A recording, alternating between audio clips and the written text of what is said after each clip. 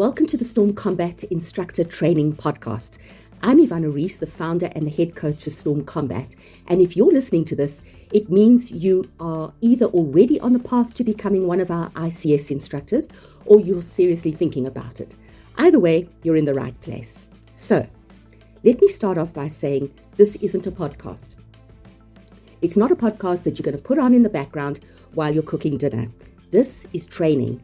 This is me handing you the mindset, the tools, and the principles that make Storm Combat instructors stand apart. And that's what we want for you. We're not here to talk about techniques. We're here to talk about what actually matters. The weight of responsibility, the culture that we protect, and how we go about building warriors without building egos. We are all about transformation, about taking ordinary people and helping them become extraordinary, confident, resilient, unshakable.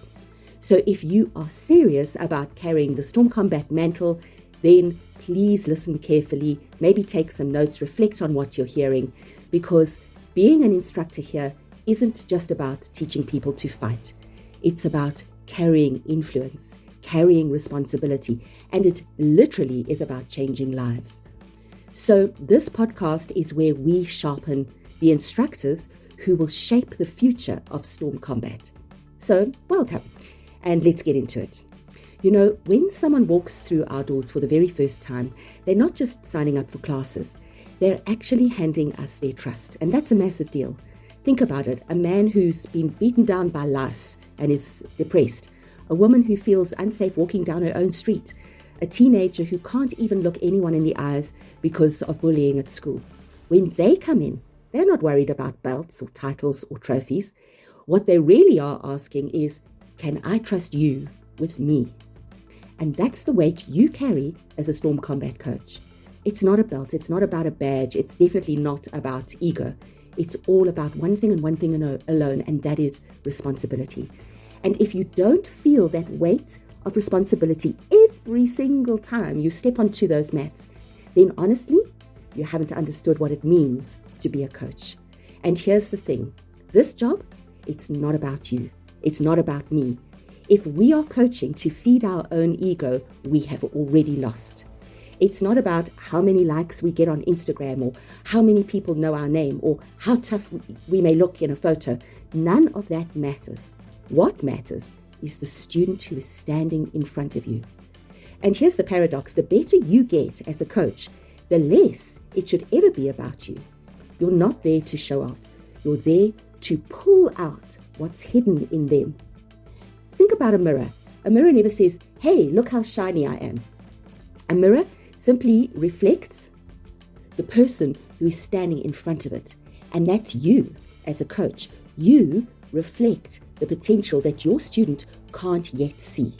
And the longer you coach, the quicker you will immediately start to identify the potential in your student. Now here's where it gets dangerous. If ego creeps in, it literally poisons everything. Ego will make you impatient. Ego will actually make you unsafe. Ego blinds all of us, to what our student actually needs. I've seen instructors, too many actually, who basically use their students as punching bags, just to show off their own toughness. And that really is not coaching. In fact, it really irritates me. That's just cowardice. True strength is not about flexing on the weak. True strength is humbling yourself so that they can rise. Now, responsibility begins with something that we call duty of care. It's three simple words: safety, growth, and trust. So now let's talk about safety first. If a student gets injured because you were reckless, you failed at the most basic level. Yes, we know we train for violence, but one of the things that sets Storm Combat apart is that we train professionally and safely. The mat should feel like a sanctuary where people can face their fears, push their limits, and test themselves without being destroyed in the process.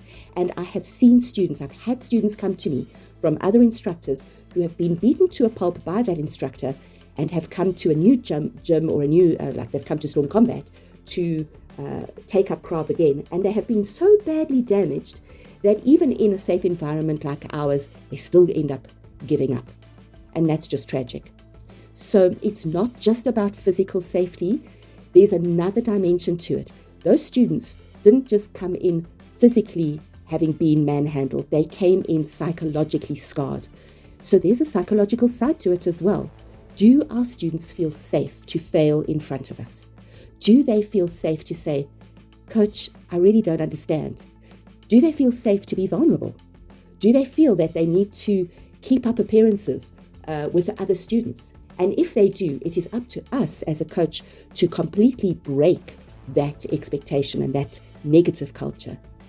So if they don't feel safe, well, then that's on us. We are the ones that set the tone. Now, keeping our students safe is really just the beginning. We are also responsible for their growth. And growth means knowing how to push. It's not about breaking people. And on the other hand, it's also not about babying them. It's knowing the fine line between the two. If we push too hard, they're going to quit. And if we go too easy, they don't see the value in what they're doing and they stagnate and they also quit. Our art as coaches is to read that line and challenge them just in the right measure. Think about it. If you went into the gym to go and lift weights and you haven't lifted weights in 10 years, you're not going to walk straight up to a bar and load 200 kilograms on it and start doing deadlifts. You're going to start where you are and then progressively load little bit by little bit. And that's exactly what we are required to do. When we do that, they start to feel safe with us. And then there's trust. Trust isn't handed to us because we are called coach. We don't write coach on our shirts, but we're known as being coaches. And because we're a coach, it doesn't mean that we immediately qualify for our students' trust. We have to earn it. Every correction, every time we demonstrate something, every word we say is doing one of two things. It's either building trust or it's tearing it down.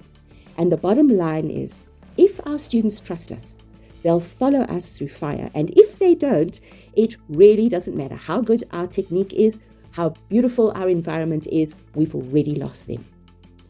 Here's the tough pill to swallow. We are not the hero. The student is. A coach who needs to be the hero will only ever build followers, but will never build leaders. And a great coach is not a coach that's got a whole lot of followers. A great coach is someone who has built leaders who are hopefully even better than they are. Humble coaches build leaders. And don't get this wrong, guys. Humility doesn't mean being weak. It doesn't mean pretending you don't know what you know. It's remembering that your gifts, your knowledge, your skill, the time you've spent on the mat, none of it is for you when you are standing on the mats in a coaching context. Obviously, yes, your knowledge and skill is essential, and it's important that you have it and keep it honed if you are attacked on the street, and that's one thing. But when you are standing on a storm combat mat, your gifts, your knowledge, your skill is for the student. When we step on those mats, we're not carrying a title. We're carrying influence. And you have to remember that influence is more than just like an Instagram influencer. Influence shapes lives, especially when it's one-on-one coaching in this context. But influence without humility is a very, very dangerous thing. Humility says, this isn't my platform. It's your, being the student, it's your launch pad. It's not my platform. It's not my platform being a coach. It's your launch pad. And that is the whole focus of my existence as a coach, is to be my students' launch pad. And let me tell you, this responsibility isn't glamorous. It's heavy. It'll keep you up at night when a technique didn't work. It'll keep you up at night when you're thinking of a student who really struggled in class. It'll keep you up at night when you notice that a student walked in and they didn't look their normal selves. They looked like something was troubling them. It'll also force you to make some hard calls. Ask any coach. There are days you feel invisible. There are days you are absolutely drained and you feel like you've got nothing left to give. And there are days when you feel completely unappreciated. But it doesn't matter, because that is not why we're coaching. That's not the mantle that we chose to wear. The mantle that we chose to wear doesn't come with applause. What it does come with is a whole lot of sacrifice. I always think of a shepherd. Think of a shepherd looking after sheep. Sheep don't walk up to the shepherd, and if they could talk, thank the shepherd for looking after them. But the shepherd still stays awake through the night, still leads them to water, still fights off wolves, and that's the responsibility of a shepherd. And basically what we are is Krav Maga shepherds, ICS shepherds. That's what we carry. And at Storm Combat, we don't wear that mantle lightly. We accept it because the alternative is students being left vulnerable, being left untrained, being left unprotected, and that simply isn't an option. So I want to ask you a question. How do you know if you're doing this right? How do you test yourself? Well, it's quite simple. Do you think your students feel safe in your presence? Do you think your students are growing under your instruction? Do you think they trust you enough to follow you even if they disagree with what you're teaching? If the answer is yes, then you're on track. And if the answer is no, then it's time to do some tweaking and real thinking about your role as a coach. We have to be real, guys. Responsibility isn't something that you just decide on once and then it's done. It's something you recommit every single class. You recommit to that responsibility, to every correction, every conversation. Let me give you a couple of stories just to ground this. I once trained a woman who'd been attacked before, and this was many years ago. And when she first came in, she couldn't even make eye contact. Her hands shook, and if you pushed her too hard, she just folded. And it's very easy to point that out and embarrass someone, but you have to remind yourself that your job is responsibility. So instead of pointing out to her or telling her to just, get over it, I took it slow. And weeks later, it was weeks, she landed her first solid palm strike. And she looked at me with tears in her eyes. And she said, for the very first time, I feel strong.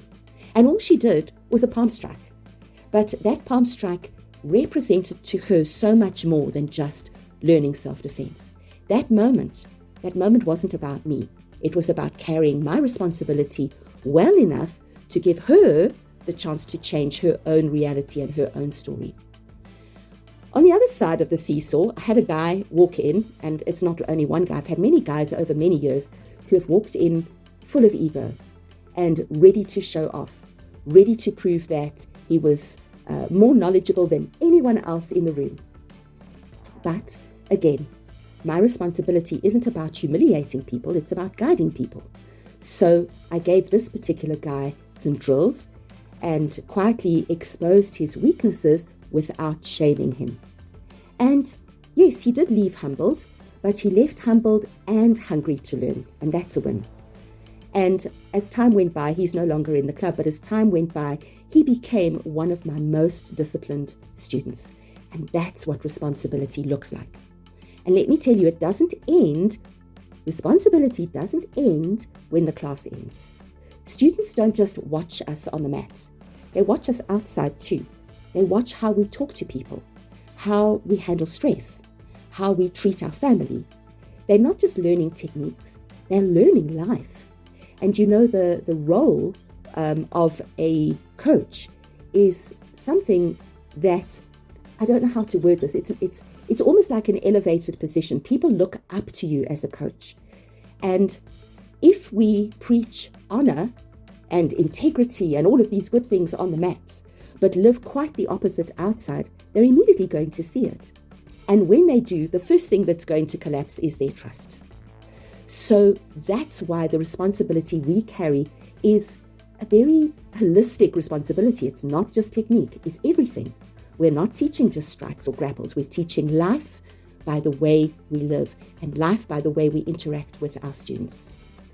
So, if you're listening to this because you want to become a Storm Combat instructor, please hear me right at the outset. You are signing up for weight. You are signing up for sacrifice. You are signing up for humility. You are signing up for servant leadership, being a shepherd. But it's not all that bad. There is a payoff. There is nothing, in my estimation anyway, absolutely nothing like watching somebody transform right before your eyes. And ask any of our coaches who have been teaching for any length of time, and they will testify to this. that our students completely metamorphosize. We see fear turn into confidence. We see anger turn into control. We see weakness turn into resilience. We see people who have got their lives in ruin and despair turn into people who have hope again. And that's the reward. You can't take that reward to the bank. It's not medals, it's not fame. It's the quiet existence of a coach where you see lives changed. So, here's where I'm going to leave you with some questions to think about. Is your coaching really about them, or is it about you? Have you built a training space where students feel safe? Do you actually value humility over ego? And are you living the kind of life you want your students to model? You know, we have some words written on our new black Storm Combat t-shirts: wisdom, integrity, and spirit. Are we living our lives with wisdom? Are we living our lives with integrity? And are we living our lives guided by the Spirit, guided by the Lord, trying to seek to live a life that is righteous? Sit with these questions. Reflect. Don't be in a hurry, because carrying this mantle is not just an optional thing when you become a coach. Carrying this mantle defines you. Let me say that again. Carrying this mantle defines you as a Storm Combat instructor. Responsibility isn't a burden that you're going to drag around. It's a calling you willingly and knowingly step into with your eyes wide open. Because when we carry it well, we don't just produce fighters, and by fighters I don't mean boxers, I mean people who can fight on the street. We raise men and women and teenagers who stand taller, who live braver, and who change the world around them. That's the responsibility we carry. And in my opinion, it's worth every ounce.